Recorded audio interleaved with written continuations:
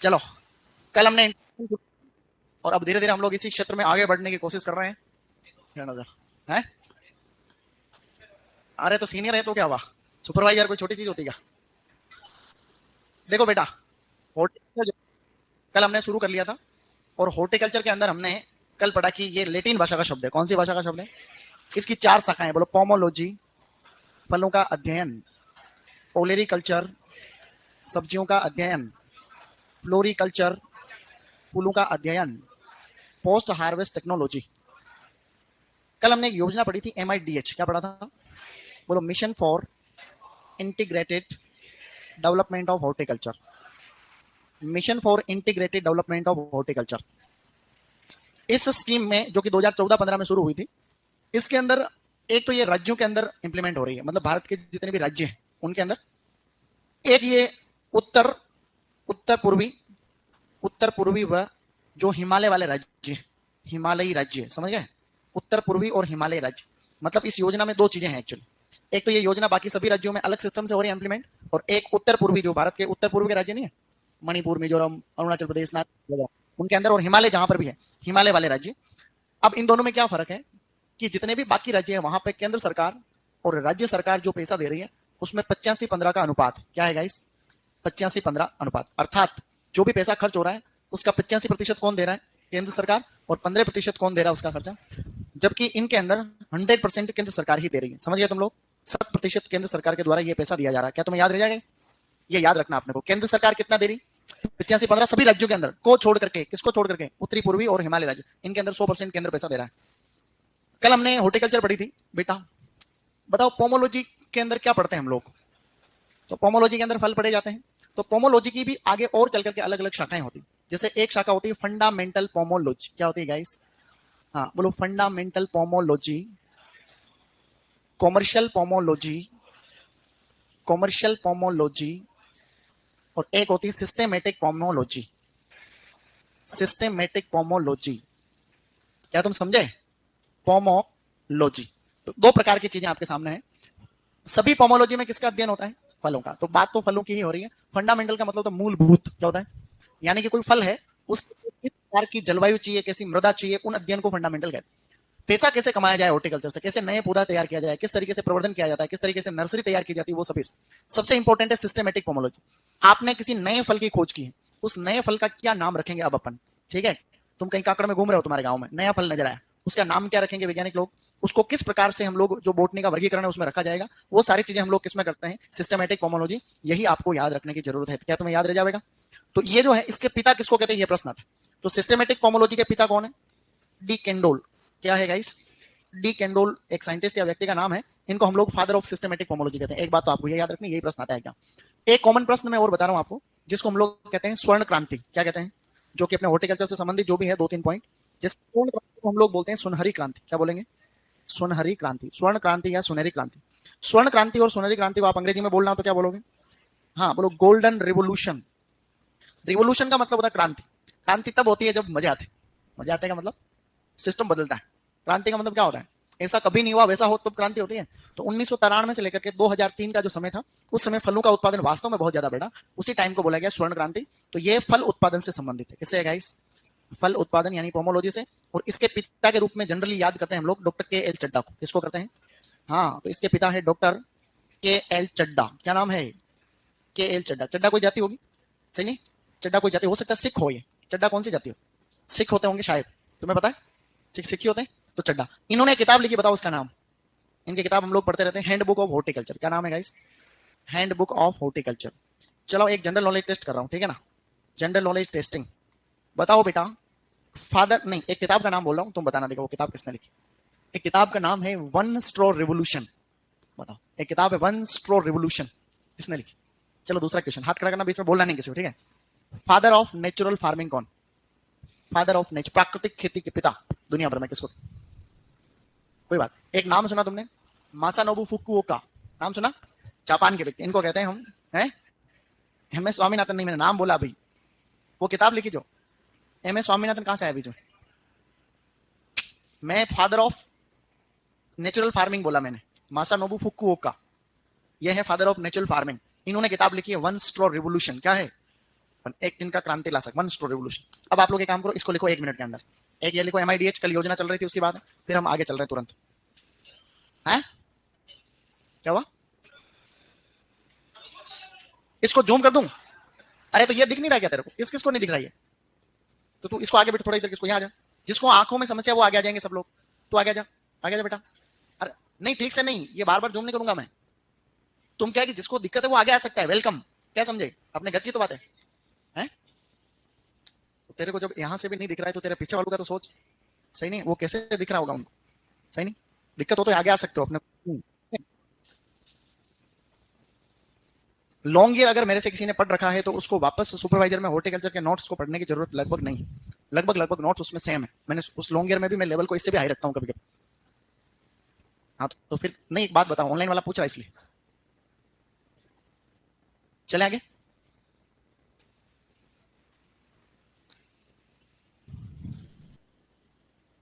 Okay, अगर इससे छोटे अगर और बड़े लिखने लगे तो फिर तो एक बोर्ड पे तो 2 अक्षर ही लिख पाएंगे। सही नहीं, उससे दिक्कत आती है ना। अब जैसे अब ये कैसे, वो वाला किसका छूट गया?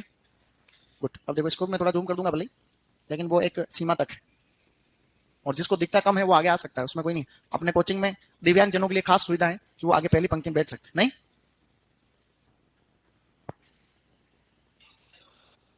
30 मिलियन टन कितना है? 335। अब आप लोग टॉपिक डालो, वानस्पतिक वर्गीकरण। ओके, टॉपिक डालो, पहला ही चैप्टर हम पढ़ने का प्रयास करेंगे, फल सब्जियों का वानस्पतिक वर्गीकरण। वानस्पतिक वर्गीकरण, वानस्पतिक वर्गीकरण में को अंग्रेजी में कहते हैं botanical classification. Botanical classification, botanical classification, ठीक है। अब बोटेनिकल क्लासिफिकेशन में हम कई सारी चीजें पढ़ेंगे, तो हम सबसे पहले सब्जियों से शुरुआत कर रहे हैं। तो सबसे पहले हम लोग पढ़ेंगे सब्जियां, कि कौन कौन सी ऐसी सब्जियां हैं जिनका नाम पता हमें अभी से याद। सब्जियों को एक्चुअली वेजिटेबल्स बोलते हैं, पता है तुम्हें ये बात? तो फल सब्जियों को कहते हैं वेजिटेबल्स। ओके, तो वेजिटेबल्स में 2 प्रकार की वेजिटेबल्स होगी, उनमें एक तो होगी मोनोकोट, एक होगी डाइकोट, एक बीजपत्री और द्विबीजपत्री। तो सबसे पहले हम शुरू कर रहे हैं एक बीजपत्री सब्जियां, एक बीजपत्री जिनको बोला जाता है मोनोकोट। ओके गाइस, शाबाश, मोनोकोट।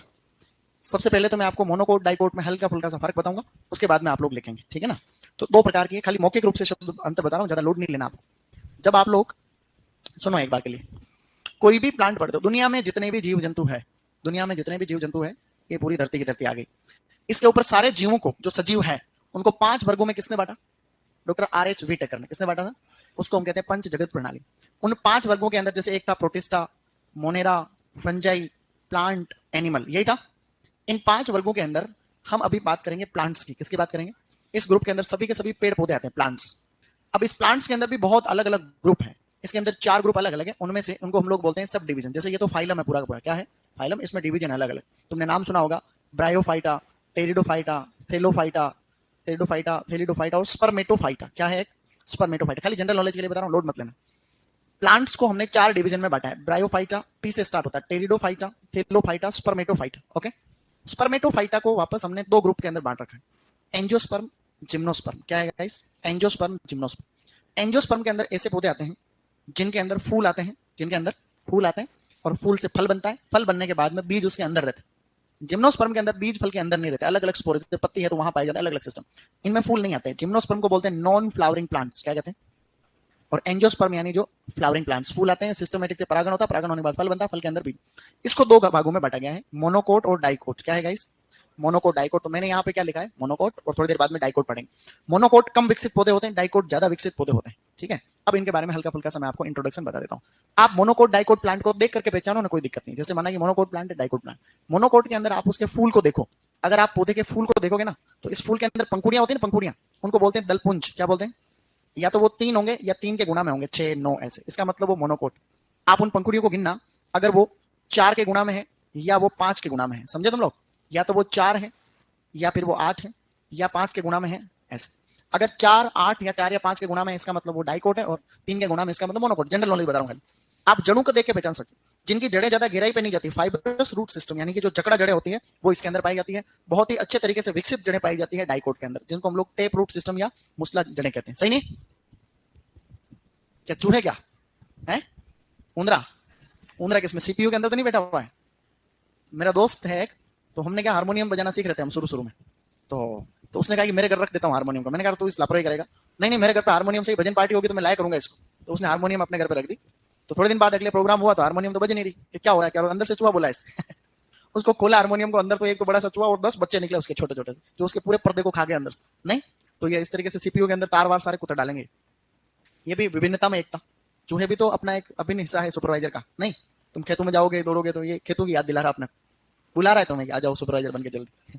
तो ये इस तरीके से अच्छी रूट सिस्टम पाई जाती है। ये थोड़ी सी कम जो हल्की हल्की हल्की सी जड़ रहती है। और कई तरीके हैं पहचान के, आप पत्ती को देख के भी पहचान सकते हो। जैसे डाइक मोनोकोट प्लांट की पत्तियों में ऐसे समानांतर शिराएं पाई जाती है, पैरेलल वेनेशन। ये पत्तियां बहुत विकसित होती है गाइस, सिस्टमेटिक तरीके से डेवलप पत्तियां होती है इसमें। इसको हम लोग रेटिकुलेट वेनेशन कहते हैं। तने को काट करके भी देखो, जैसे तने को काटा तो इसके अंदर वेसिकुलर बंडल बहुत ही स्केटर्ड होते हैं। आप उसको खोल के देखोगे तो ऐसे दिखेगा। डाइकोट में बहुत ही विकसित, बिल्कुल बीच के अंदर रिंग शेप वेनेशन आपको देखने को मिलेगा। तो कहने का मतलब पत्तियों को इनको देख के पहचान सकते हो। हमें कुछ याद रखना है कि मोनोकोट सब्जियां कौन कौन सी है, डाइकोट कौन सी, कभी कभी प्रश्न आता है इसलिए। तो आप लोग अब इसमें एक टेबल बना लो और फिर मेरे साथ ही लिखना, क्योंकि बहुत सारी सब्जियां हैं। तो इधर तो लिखना आप लोग सीरियल नंबर के बाद में लिखना कुल, कि भाई कौन से कुल के बारे में हम बात कर रहे हैं। उसके बारे में लिखना उस सब्जी का सामान्य नाम। और उसके बाद में हम लोग लिखेंगे उसका वानस्पतिक नाम। तो उसके तुरंत बाद में लिखेंगे वानस्पतिक नाम। और वानस्पतिक नाम के बाद में हम लोग लिखेंगे उसमें गुणसूत्रों की संख्या। और उसके बाद में उसकी उत्पत्ति स्थल, ठीक है, उत्पत्ति कि कहां पर उसकी उत्पत्ति हुई है। सेंटर ऑफ ओरिजिन को बोलते हैं उत्पत्ति।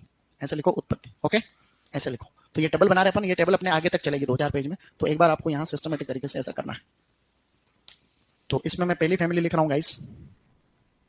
मैंने इसमें बोला सीरियल नंबर, उसके बाद में है कुल, उसके बाद में सामान्य नाम, वानस्पतिक नाम, गुणसूत्रों की संख्या और उत्पत्ति, ठीक है। तो आराम से लिखना, कोई जल्दबाजी नहीं सिस्टम से।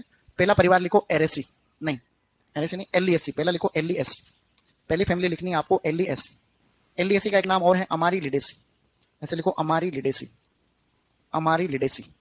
एलईएससी को और बोलते हैं अपन अमारीलिडेसी।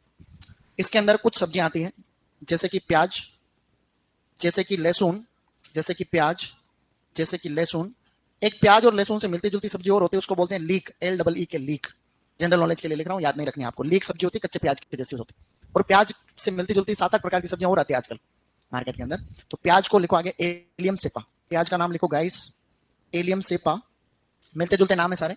इसको बोलते हैं Allium sativum, Allium cepa, Allium sativum, sativum, sativum और एलियम पोरम।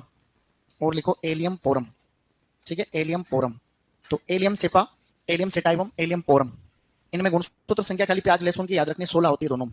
और दोनों का उत्पत्ति स्थल बिल्कुल सेम है प्याज लहसुन का। लीक का कुछ याद नहीं रखना आपको। मध्य एशिया, ऐसे लिखो गाइस, मध्य एशिया यानी सेंट्रल एशिया, मध्य एशिया। बस प्याज लहसुन सिलेबस में है तो ऐसा ध्यान रखना आपको, ठीक है। अरे तो रमेश चंद, खाली तुम्हें आवाज नहीं आ रही, इस क्लास में लगभग 200 स्टूडेंट जुड़े हुए हैं, सबको आवाज आ रही है, किसी एक को नहीं आ रही है। ये मैं समझ रहा हूँ तेरी प्रॉब्लम। तो ऐसा कभी कभी होता है। तो उस ऐप को हम अगर बाहर निकल के वापस क्लास चालू करते हैं तो वो आवाज आने लग जाती है कि देखो चूहा वहां से आ रहा, आ जा भाई। नहीं चूहा देखो, ओ भाई साहब खतरनाक है ये चूहा, नहीं चूहों का राजा है। डन, चलो आगे बढ़ो। हो गया? किस किस के छूट रहा अभी तक? बहुत बढ़िया, सब आसपास लिखो। प्याज में लिखो एलियम सेपा, लहसुन एलियम सेटाइवम, लीक में लिखो एलियम पोरम। और फिर 16-16 और दोनों का मध्य एशिया ऊपर। सेंटर ऑफ ओरिजिन है सेंटर। बताओ मध्य एशिया में कौन सी जगह आती? मध्य एशिया में कोई देश का नाम बताओ। हाँ, अफगानिस्तान, हाँ ये वाले कंट्रीज आती है। Uzbekistan, Kazakhstan, Turkmenistan, Kyrgyzstan, Tajikistan, 5 देश है वहां। अफगानिस्तान के जस्ट ऊपर की साइड। वो 5 देशों के समूह को बोलते हैं सेंट्रल एशिया। सेंट्रल एशिया आपको ये विश्व का नक्शा, आप जहां पर भी घर पे बैठ के पढ़ते हो उसके सामने एक तो वर्ल्ड मैप, एक भारत का नक्शा और एक राजस्थान का नक्शा चाहिए, नहीं चाहिए? चलो आगे बढ़ो। अभी किसी का छूटा है क्या? तो एक फैमिली हमने लिख ली एलईएससी, एलईएससी। अब दूसरे लिखो एरएससी, एरएससी। सेकंड फैमिली लिखो एरएससी। मैं लिख रहा हूं, किसी का छूट रहा है क्या अभी तक? गुड। अब सेकंड फैमिली लिखो बेटा एरएससी। एरेकेसी नहीं बोला, एरएससी फैमिली का नाम है एरएससी। इस एरएससी फैमिली में अब ये सिलेबस में नहीं है लेकिन प्रश्न आ रहा है। अभी सुपरवाइजर में आया था अरबी, जोबनेर यूनिवर्सिटी के सुपरवाइजर में। अरबी, अरबी को बोलते हैं टारो, TARO, टारो। इसको बोला जाता है कोलोकेशिया एस्कुलेंटा, कोलोकेशिया एस्कुलेंटा। खाली नाम नाम याद रखो, colocasia esculenta, colocasia esculenta, okay, colocasia esculenta, ऐसे टमाटर वाला एस्कुलेंटा। एक इसमें और आता है जिसको कहते हैं जमीकंद। तुमने नाम सुन रखा जमीकंद का बेटा? जमीकंद को कहते हैं एलिफेंट फूट याम, हाथी के पैर के जैसा होता है वो, इसलिए उसको बोलते हैं एलिफेंट फूट याम, एलिफेंट फूट याम। तो एलिफेंट फूट याम को हम लोग बोलते हैं अमोर्फोफाइलस कंपानुलेटस, अमोर्फोफाइलस, अमोर्फोफाइलस कंपानुलेटस, अमोर्फोफाइलस कंपानुलेटस, ऐसे लिखो अमोर्फोफाइलस कंपानुलेटस। ये जमीन के अंदर हाथी के पैर के जैसा होता है, गोल गोल। यहाँ उदयपुर में सूरन बोलते हैं इसको, सूरन, तुम जानते हो सूरन, हाथी के पैर के जैसा होता है, इसलिए इसको एलिफेंट फूट याम, जमीन के अंदर बैठता है एक्चुअली, एलिफेंट फूट याम। हाँ अभी देखेंगे फोटो, ठीक है। तो ये इस तरीके से पेड़ होता है, एक छोटा सा प्लांट होता है, ये यहाँ पहाड़ी इलाकों में होता है, ये दोनों ही सब्जियां। तो ये अरेसी फैमिली में ये दोनों चीजें हो गई। एक तीसरा कुल और लिख लेना, कोई दिक्कत नहीं, आराम से लिखो। तीसरी फैमिली लिखनी है आपको डायोस्कोरेसी, डायोस्कोरेसी। और डायोस्कोरेसी फैमिली के अंदर आता है आपका रतालू। अलग अलग प्रकार के रतालू होते हैं जिनको हम लोग बोलते हैं याम। रतालू को क्या बोलते हैं? याम। तो एक याम है जिसको बोलते हैं डायोस्कोरिया स्पीसीज, डायोस्कोरिया स्पीसीज। अब डायोस्कोरिया स्पीसीज यहां पर हम लोग इसलिए बोल रहे हैं क्योंकि इसमें अलग अलग प्रकार के होते हैं, ग्रेटर याम, व्हाइट याम, लेजर याम, अलग अलग याम होते हैं। ये मैंने इसलिए लिखा है कि कभी कभी प्रश्न आता है कि मोनोकोट कौन सी सब्जी है, डाइकोट कौन सी है। तो अब तक जो भी आपको लिखाई गई सब्जियां हैं ये सभी मोनोकोट में आती। अमोर्फोफाइलस कंपानुलेटस,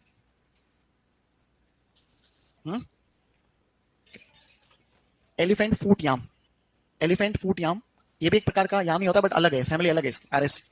ओके एवरीवन, चलो बताओ कि दुनिया का सबसे बड़ा फूल कौन सा? दुनिया का सबसे बड़ा, दुनिया का सबसे बड़ा फूल है उसको कहते हैं टाइटन अरुम। क्या बोलते हैं? टाइटन अरुम। उसका नाम होता है अमोर्फोफाइलस टाइटेनम। क्या नाम होता है?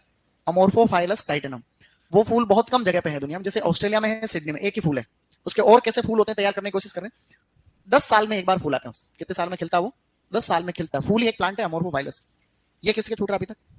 तो लिखो इसको डायोस्कोरिया स्पीसीज, फिर मैं उससे तुम्हें फूल का फोटो बताता हूँ, तुम्हें क्या जिंदगी में याद रखो। So one of the largest flower in the world, सबसे बड़ा फूल है। देखो ऐसे, फाइल नोट फाउंड, यहाँ पे आएगा। ये ऐसा कोई भी फोटो आए तो मैं तुरंत आकर्षित करता है, और फिर इसमें पॉलिनेशन वगैरह ऐसा होता। नाम है अमोर्फोफाइलस कंपानुलेटस, रतालू, डायोस्कोरिया स्पीसीज। अब लिखो डाइकोट, ये तो अभी तक हमने पढ़े थे मोनोकोट। अब आप लोग लिखोगे द्विबीजपत्री कौन कौन? रतालू, डायोस्कोरिया स्पीसीज। अब लिखो डाइकोट, ये तो अभी तक हमने पढ़े थे मोनोकोट। अब आप लोग लिखोगे द्विबीजपत्री कौन कौन से? तो मेरे साथ में बढ़िया से लिखोगे द्विबीजपत्री। बाकी तुम अच्छा लिख रहे हो, शाबाश। द्विबीजपत्री, द्विबीजपत्री को हम लोग बोलते हैं डाइकोट। तो डाइकोट कैटेगरी में कौन कौन सी फैमिलीज आती है हम उनके बारे में डिस्कस करेंगे, ठीक है। डाइकोट, डाइकोट में सबसे प्रथम परिवार आपको लिखना है सोलेनेस। पहली फैमिली लिखो, जानते हो सोलेनेस?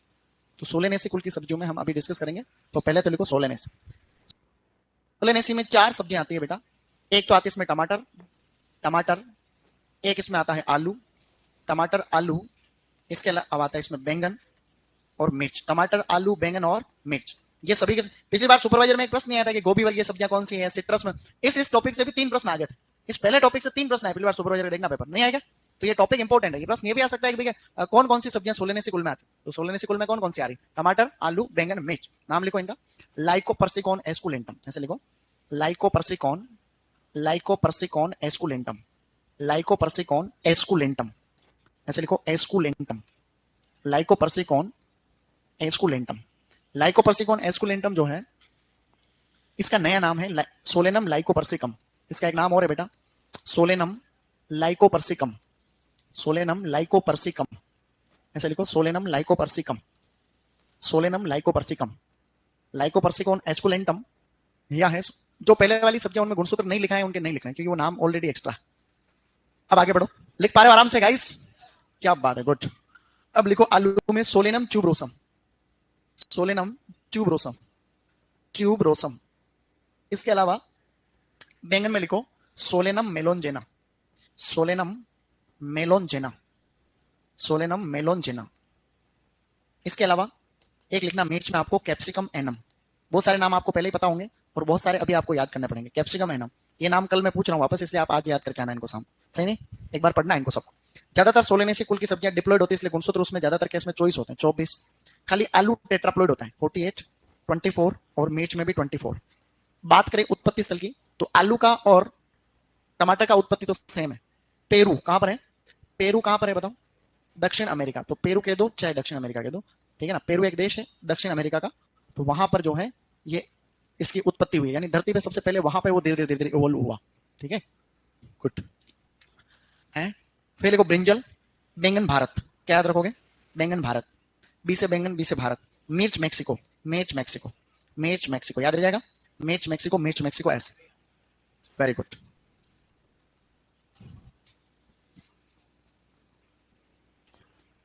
Capsicum annuum. ऐसे कल कितने लोग थे जिनकी 12वीं कल ही हुई थी? कल ही हुई थी का मतलब इसी साल हुई थी। ज्यादातर मतलब वही है ना? अच्छी बात है। देखो कम उम्र में तुम्हें पढ़ने का मौका मिल रहा है तो कोई छोटी बात है क्या? जिंदगी अवसर दे रही है जो बड़ी बात है। नहीं कि कम उम्र में नौकरी लगने का अवसर दे रही है। तुम्हारे गांव में तुम सुपरवाइजर बन के जाओगे तो कैसे लगेगा? जो लोग 10-10 15-15 साल से तैयारी कर रहे हैं तुम लग जाओगे तो मजा नहीं आ जाएगा? है वही तो बात है। अब अगली फैमिली लिखो, ये लिख पा रहे हो तुम लोग? लिख लिया। अब सेकंड फैमिली लिखो मालवेसी। अगला परिवार लिखो मालवेसी। मालवेसी के अंदर सब्जी इंपॉर्टेंट है भिंडी। भिंडी की सब्जी को हम लोग ओकरा के नाम से भी जानते हैं, ओकरा। भिंडी को बोला जाता है ओकरा, भिंडी ओकरा। एबेल मॉस्कस एस्कुलेंटस, इसका नाम होता है एबेल मॉस्कस। एबेल मॉस्कस, ल लिखना है ना, Abel, Abelmoschus esculentus. Abelmoschus esculentus. तो एबेल मॉस्कस एस्कुलेंटस में सबसे ज्यादा गुणसूत्र इसी में होते हैं, 130। इथोपिया अफ्रीका इसका ओरिजिन, अफ्रीका, अफ्रीका। ठीक है, ऐसे लिखो अफ्रीका सेंटर ओरिजिन। टमाटर का और आलू का दोनों का उत्पत्ति स्थल है पेरू, दक्षिण अमेरिका। पेरू एक देश है, दक्षिण अफ्रीका एक, दक्षिण अमेरिका एक महाद्वीप। नहीं तो दक्षिण अमेरिका क्या तुमने कभी अल नीनो ला नीनो का नाम सुना? अल नीनो ला नीनो, तो वो जलवायु वाले टॉपिक में आता है अल नीनो ला नीनो। तो उसकी उत्पत्ति जब भी पढ़ते हो आप तो उस समय आप लोग पेरू के बारे में चर्चा करते हो। डन यहां तक? लिख लो इसको, एबेल मॉस्कस एस्कुलेंटस। हो गया, गुड। दो कुल लिख लिया अपन ने, 2-4 कुल टोटल। 4 सब्जियां तो एक में आ गई। देखो सोलेनस, सोलेनम जीनस है ना, सोलेनम। इस सोलेनम जीनस की 2000 प्रजातियां। कितनी है? 2000 में से ज्यादातर डिप्लॉइड है, जिनमें गुणसूत्र खाली 24 ही होते। लेकिन कुछ ऐसी है जो टेट्राप्लॉइड, जैसे आलू की कई प्रजातियां हैं। सोलेनम की, आलू की सोलेनम ट्यूबरोसन तो अपन उगाते हैं। आलू से संबंधित और कई जो डिप्लॉइड है, त्रिगुणित है, चतुर्गुणित है, पंचगुणित भी है, पेंटाप्लॉइड। तो उनमें से ट्यूबरोसम टेट्राप्लॉइड है। गुणसूत्रों के 4 सेट पाए जाते हैं कोशिका के अंदर। नहीं, अब बताओ किसके छूटा? हो गया? हाँ तो कोई नहीं, आराम से लिखो, कहां जाना अपने को है भाई। अब अगली फैमिली लिखो गाइस, चीनोपोडियसी। अगली फैमिली लिखनी है चीनोपोडियसी। नेक्स्ट फैमिली लिखो गाइस, चीनोपोडियसी। चीनोपोडियसी, चीनोपोडियसी फैमिली जो है स्टूडेंट्स, इसके अंदर एक तो आता है चुकंदर। क्या आता है? तुम जानते हो चुकंदर सिलेबस में नहीं, खाली नाम नाम लिखना है। चुकंदर की अंग्रेजी होती है बीट रूट। चुकंदर को बोलते हैं अपन बीट रूट। एक इसके अंदर आता है देसी पालक। देसी पालक जिसको हम लोग बोलते हैं बीट लीफ, उसको बोला जाता है बीट लीफ। एक इसके अंदर आता है विलायती पालक, विलायत, विलायती पालक। विलायती पालक की अंग्रेजी होती है स्पिनेच, स्पिनेच। बस अब इनके बारे में आपको लिखना है। ठीक है, तो सबसे पहले लिखो बीटा वल्गेरिस। बीट रूट का होता है बीटा वल्गेरिस, बीटा वल्गेरिस। देसी पालक में लिखो बीटा वल्गेरिस, सेम सेम नाम है देखो, बीटा वल्गेरिस। वैरायटी अलग है इसकी, बीटा वल्गेरिस वैरायटी बेंगालेंसिस। ऐसे लिखो bengalensis, Beta vulgaris variety bengalensis. Spinacia oleracea, Spinacia, Spinacia oleracea, Spinacia oleracea. बस ये नाम लिखो। आपको चुकंदर में गुणसूत्र वगैरह याद नहीं रखने, खाली पालक में रखने। देसी पालक में 18, विलायती पालक में 12। देसी पालक का उत्पत्ति स्थल है Indo China, Bharat China, Indo China. और इसका है Afghanistan, sorry Iran, Iran, Afghanistan नहीं, ईरान लिखना है ना। लिखो ईरान। क्या ईरान भारत का दोस्त है ठीक ठाक? ईरान, इराक नहीं, ईरान। ईरान अभी तुमने देखा युद्ध चल रहा था इजराइल और ईरान के बीच, थोड़े दिन पहले देखा था ना युद्ध, ईरान और इजराइल के बीच में। तो भारत के दोनों ही दोस्त, भारत धर्म संकट में एक साथ किसका दे? इजराइल तो आंखें बंद करके भारत का सपोर्ट करता। जैसे पाकिस्तान के भारत का युद्ध हो गया तो भारत वालों ने पाकिस्तान को ठोक दिया, पता चला। तो इजराइल वालों को पता ही नहीं है, फिर भी कहते हैं कि अच्छा किया। इजराइल वाले खुश होते हैं कि हाँ हम भारत के साथ हैं। क्या किया जो तो बात की बात है, बिना सुने ही बता देता है कि हम भारत के साथ। ऐसा अनकंडीशनल फ्रेंड, शर्त रहित दोस्त। चलो आगे, डन। अब चुकंदर सिलेबस में नहीं है, लेकिन चुकंदर के बारे में एक बहुत खास पॉइंट है, वो आपको याद रखना पड़ेगा। वो याद रखना पड़ेगा कि ज्यादा जो लवणीय क्षारीय मृदाएं होती है ना, उनमें ज्यादा पीएच में हम किसकी खेती कर सकते हैं? चुकंदर। यानी चुकंदर लवणीय क्षारीय मृदा को सहन करने वाला। चूंकि चुकंदर और पालक मिलता जुलता, देखो बीटा वल्गेरिस, बीटा वल्गेरिस नाम पता सबसे है। तो चुकंदर हाई पीएच को सहन कर सकता है, तो पालक भी तो कर सकते हैं। तो पालक जो है दोनों प्रकार के पालक, ये भी हाई पीएच को टॉलरेट कर सकते हैं। पीएच अगर आपका 8-9 तक पीएच है तो भी सहन करेगा। ठीक है, तो प्रश्न आता है एग्जाम में कि निम्नलिखित में से कौन सा ऐसा सब्जी है या प्लांट है जो आपकी लवणीय क्षारीय मृदा को सहन करेगा? तो चुकंदर। अब लिखो अगली फैमिली लिखो गाइस, अच्छा कर रहे हो तुम, वेरी गुड। अब लिखो एक परिवार एपीएससी। एपीएससी फैमिली का पुराना नाम है अम्बेली फेरी, अम्बेली फेरी, अम्बेली फेरी। ठीक है ना, एपीएससी अम्बेली फेरी। इसके अंदर आता है गाजर, गाजर। और गाजर को कहते हैं अपन डोकस केरोटा। लिखो ऐसे डोकस केरोटा। और डोकस केरोटा में गुणसूत्रों की संख्या कितनी होती है? 18, और उत्पत्ति स्थल अफगानिस्तान। अफगानिस्तान भी भारत का बहुत अच्छा दोस्त।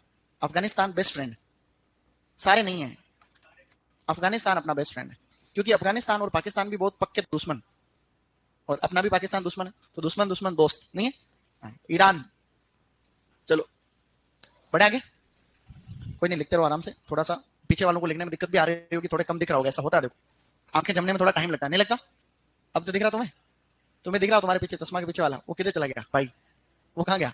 अब तो दिख रहा दादा, वो यहाँ बैठा था, तो कहाँ गया भाई? अब दिक्कत तो नहीं है? गुड गुड, ठीक है, चल रहा है क्या? कौन बोल रहा है? अरे नहीं आएगी दिक्कत यार, तुम भरोसा रखो, ठीक है, कहीं दिक्कत आएगी तो मैं बता दूंगा। नहीं नहीं, एप्लीकेशन देने से पहले एप्लीकेशन दो तो कोई दिक्कत नहीं, लेकिन वो तुम्हारा अधिकार है। देखो तुमने फीस जमा कराई है, हाँ एलईडी दी एप्लीकेशन, एलईडी वाली एप्लीकेशन चाहो तो दे सकते हो, एक लिख लो ताकि एक वहां और लगा देंगे तो थोड़ा उसमें फायदा रहता है, नहीं रोज रोज की समस्या रहती है। हाँ, अब लिखो अगले फैमिली लिखो गाइस, अच्छा कर रहे हो तुम शाबाश। एपीएससी तक डन। अब अगला फैमिली लिखो क्रूसीफेरी या ब्रेसिकेस। नेक्स्ट फैमिली लिखो 5वें नंबर पे क्रूसीफेरी, कुल का नाम है क्रूसीफेरी, क्रूसीफेरी, क्रूसीफेरी जिसका नाम है ब्रेसिकेस, ब्रेसिकेस। इसके अंदर बहुत सारी क्रॉप्स आती हैं, उनमें सबसे पहले है मूली। तो पहले नंबर पे लिखना बेटा आपको मूली, ऐसे लिख दो मूली। मूली को अंग्रेजी में बोलते हैं रेडिश। इसका नाम है Raphanus sativus, Raphanus sativus, Raphanus sativus. गुणसूत्रों की संख्या 18 है। उत्पत्ति स्थल इसके अंदर है यूरोप। अगर यूरोप ऑप्शन में नहीं हो तो आपको करना है भूमध्य सागरीय क्षेत्र, भूमध्य सागरीय क्षेत्र यानी मेडिटेरेनियन रीजन, भूमध्य सागरीय क्षेत्र, भूमध्य सागर के आसपास वाला इलाका, इसका मूली का उत्पत्ति स्थल है, या यूरोप, यूरोप या भूमध्य सागरीय क्षेत्र। ओके, लास्ट की क्लास आते आते तुम लोग भी थक जाते हो, ये मुझे पता है, और अभी यूं लगता है कि कब छूटे तो खाना खाने जाए, ऐसी फीलिंग रहती नहीं। जब व्यक्ति गांव रहता है तो भूख नहीं लगती, गांव से बाहर निकलता है भूख लगती। अभी जब गांव में रहोगे ना तुम, ताकि भी छुट्टियों पर कोई गांव जाएगा तो गांव में तो भूख ही नहीं लगती 10 बजे तक की सुबह, और यहाँ सुबह 8 बजे उठते भूख लग जाती। ये भी पता नहीं क्या सिस्टम है, नहीं ऐसा होता, कोई नहीं। अब क्रूसी फेरी के अंदर पहली सब्जी तो हमने क्या लिखी गाइस, और दूसरे नंबर पे आपको लिखनी है गोभी वर्गीय सब्जियां। दूसरे नंबर पे लिखो इसमें गोभी वर्गीय सब्जियां या गोभी वर्ग, और गोभी वर्ग को बोला जाता है कॉल क्रॉप्स। क्या कहते हैं बेटा? Call crops. कॉल क्रॉप्स में आपको सिस्टम से आगे लंबे चौड़ा हम लोग नाम लिखेंगे, इसलिए आप लोग क्या 4 सब्जियां इसके अंदर लिख लो।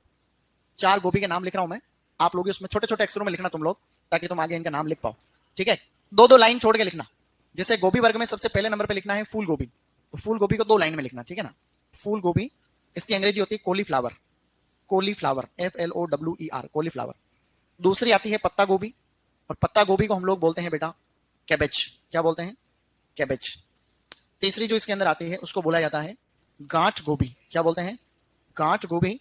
अंग्रेजी होती है उसकी नॉल खोल, KNOL, KNOL, नॉल खोल, KNOL, नॉल खोल। और एक लिखनी है आपको यहां पर ब्रोकोली, ब्रोकोली, बस इतना सा लिखना आज के लिए, सही नहीं है?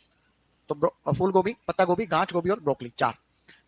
सुपरवाइजर, सुपरवाइजर 2000 जो 24 वाला पेपर है उसमें प्रश्न आया था कि निम्नलिखित में से कौन सी सब्जियां कोल क्रॉप के अंतर्गत आती है। प्रश्न था ऐसा एक, उसमें 4 सब्जियां दे रखी थी, टमाटर, बैंगन, फूल गोभी, पत्ता गोभी, ऐसा था एक प्रश्न। फिर नीचे ऑप्शन था ए और बी सही, बी और डी सही, सी और डी सही था ना, तो इसका सही उत्तर फिर क्या हो जाएगा? सी और डी। तो फूल गोभी, पत्ता गोभी दोनों सिलेबस में ये 2 ही गोभी ऊपर वाली, तो आपको यहां तक लिख के छोड़ना। इसके नाम हम लोग पढ़ेंगे, अभी रिवीजन करना, आपको जाना नहीं।